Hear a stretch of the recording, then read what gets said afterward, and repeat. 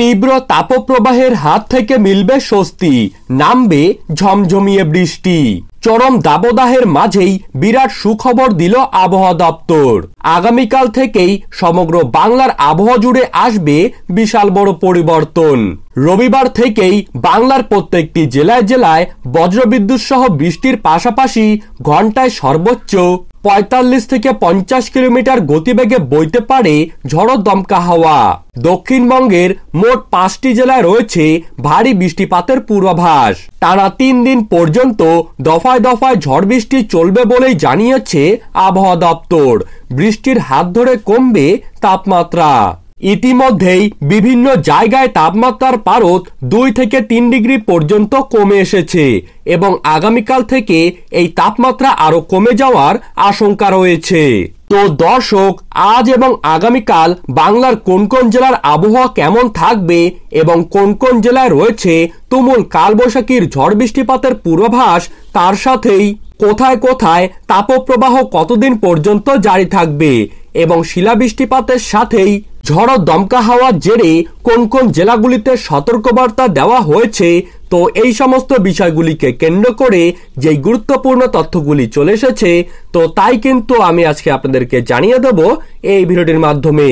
তাই আপনার জেলার আবহাওয়ার যে কোনো সঠিক খবর আপনি যদি প্রতিদিন সময় মতো পেতে চান, তাহলে অবশ্যই আমাদের চ্যানেলটিকে সাবস্ক্রাইব করবেন এবং পাশে থাকা বেল আইকনটিকে প্রেস করে রাখবেন।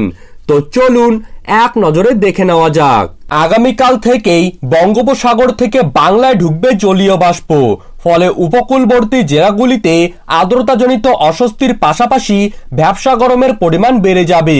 কিন্তু এই তুমুল তাপপ্রবাহের মাঝেই দক্ষিণবঙ্গের মোট ৫টি জেলা রয়েছে কালবৈশাখীর ঝড় বৃষ্টিপাতের পূর্বাভাস। বিশেষ করে দক্ষিণবঙ্গের ২ চব্বিশ পরগনা, ২ মেদিনীপুর, ঝাড়গ্রাম, পুরুলিয়া, বাঁকুড়া, নদিয়া ও মুর্শিদাবাদে আগামী ২ দিন পর্যন্ত তাপপ্রবাহ বজায় থাকবে এবং কলকাতা, হাওড়া, হুগলি এই ৩টি জেলাতে আকস্মিকভাবে হালকা থেকে মাঝারি বৃষ্টিপাত বিক্ষিপ্তভাবে দেখা যেতে পারে।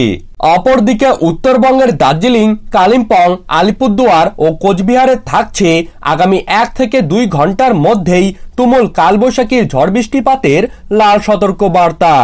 বৃষ্টিপাত চলাকালীন সময়ে তাপমাত্রার পারদ কিছুটা কমতে পারে এবং পরবর্তী মুহূর্ত থেকেই তাপমাত্রা কিন্তু সেই আগের মতোই চড়চড়িয়ে বেড়ে উঠবে।